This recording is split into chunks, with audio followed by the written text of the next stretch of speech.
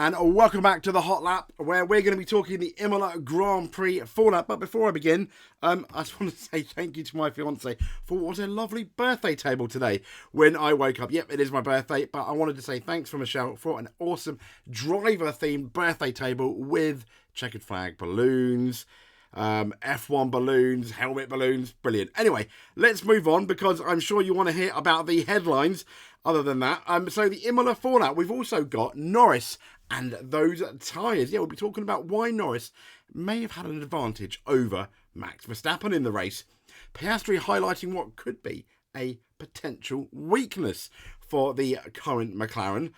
Perez's poor weekend, and what does it mean? Horner's saying it's hopefully, or he's indicating it's just kind of like a one-off. And Toto Wolff on that driver swap, basically sacrificing Russell, although he did get that extra point, didn't he, for fastest lap. So let's get into it. And our first story about Norris. So as we know, the fight between Max Verstappen and Lando Norris in the Grand Prix at Imola, the Emilia-Romagna Grand Prix, was a battle. Well, Motorsport.com said it's too hard, but it really wasn't. It was kind of like the last, 10-20% of the race. So in the opening phase, as we all know, Verstappen very much had the edge. He was not rocketing away, but he had a good few tenths in hand, and he was able to eke out that gap on those medium tyres. However, things did not seem to change that much when they switched to the hard.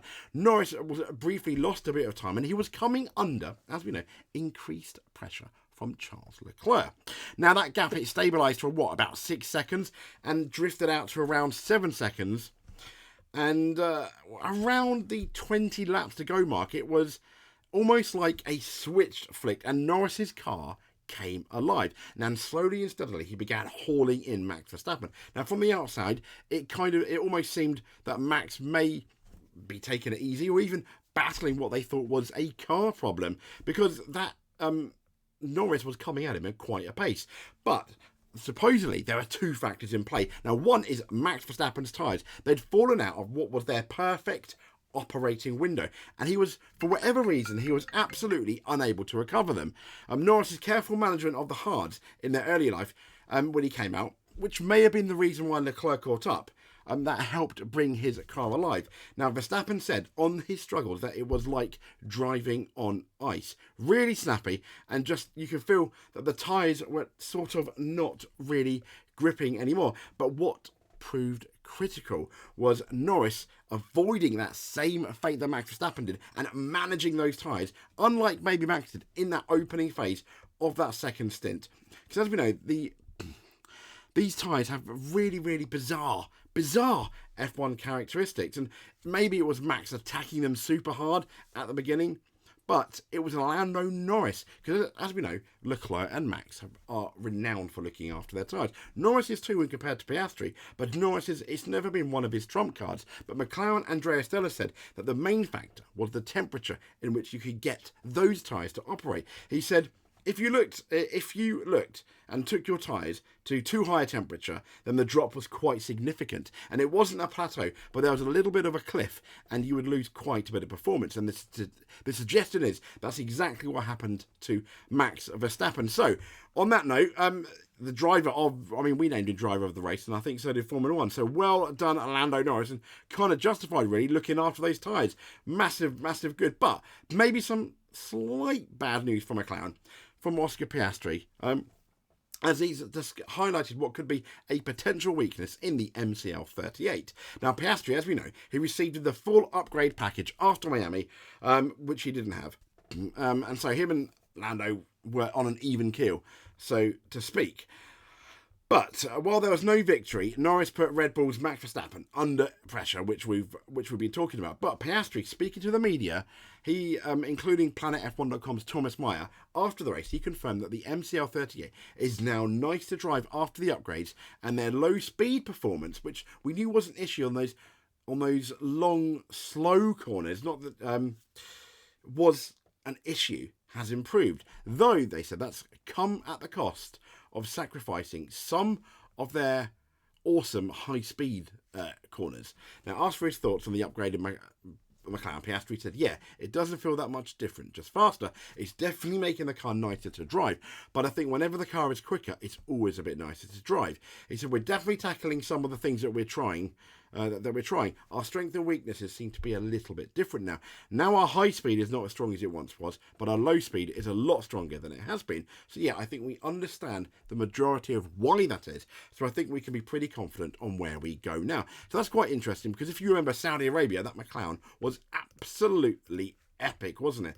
So let's talk about Sergio Perez. I'm sure we're not going to be the only people talking about Sergio Perez. I mean, you know, one bad performance is over for him, according to some. I don't think so much. But Perez's poor weekend has been described as an anomaly by Christian Horner. So in the roundup, Horner believes Sergio Perez's poor performance in the Emilia-Romagna Grand Prix, or the Imola Grand Prix, so to speak, was just a one-off. As we know, he finished a lowly 8th, starting from what was a disappointing 11th on the grid. He failed to make the cut for Q3 by just 100th of a second, being out-qualified by both RBs. Now, Horner said Perez had turned around his form since last season, and he expected last weekend's dip in performance to prove it was just that one-off. He said, I think he has a much better start to this year, bar this weekend, which has been an anomaly.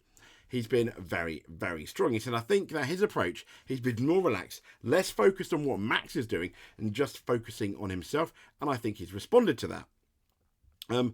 So that's Christian Horner, but Perez, as we said in yesterday's show, yes, kind of like an anomaly, but if this is a trend that's going to continue now, as it sort of did with Perez in the last couple of years, then yes, he's going to be under pressure. So let's see how he does Monaco, Spain, for example, Canada, and let's see how he does going into the summer and up to the summer break. I don't think he is going to be replaced this year.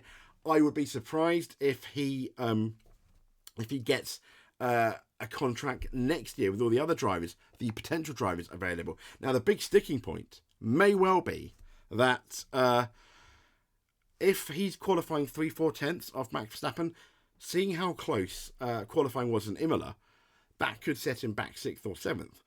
And that could then potentially, if McLaren or Ferrari end up being very clearly the second fastest team, finishing 2nd and 3rd, maybe getting the odd win, that could put Red Bull at risk of that Constructors' Championship, as in Sergio Perez could put Red Bull at risk of winning that Constructors' Championship if he has that same trend as the last couple of years. So I do think the pressure is still on. Don't think he's going to get replaced over the summer. It's going to have to really, really go bad for Perez to be replaced, I reckon. But yeah, so, I mean, stay tuned here. We'll definitely keep you up to date on that. And the last story is Toto explains the Mercedes driver swap as George Russell finishes behind Lewis Hamilton, despite having, let's be fair, a much better weekend. So Russell, as we know, he'd been beating ahead of Hamilton for the majority of the Grand Prix and the majority of the weekend. And he was on, you know, both of them seemed to be on that one stopper. Now, while Russell was able to close up a significant portion he lost in the pit lane, come the checkered flag after his pit stop, Wolff revealed that Mercedes' wear forecast had placed Russell short of reaching the checkered flag, which I think is interesting. Now, Perez looking to charge through the field for Red Bull, Mercedes spotted an opportunity to keep Russell ahead of Perez and earn that bonus point bonus point for the fastest lap in the process. Wolff admitted that 6th and 7th is, as a result, I think that the team, yeah, that's exactly where they are. He's described it as them being frustrated. He said it's not possible to see it in terms of the result, but we have taken a small step forward this weekend. They kind of say that all the time, though, don't they? He said our closest competitors have also done so recently, but we have closed the gap to the front a little. We still have a lot of work to do, yes, and of course we're all frustrated by 6th and 7th. There is more to come, though, and it is all about making incremental gains. These are what we need to keep delivering if we are to get ourselves in the fight with the teams ahead of us. Once again, disappointing weekend, really, for Mercedes, as it has been all season.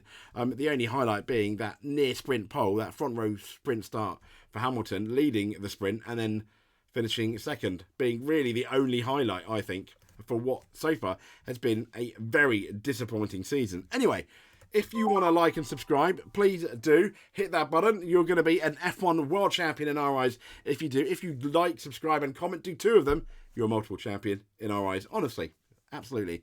It's facts. And we'll speak to you soon. Stay tuned. Thank you very much.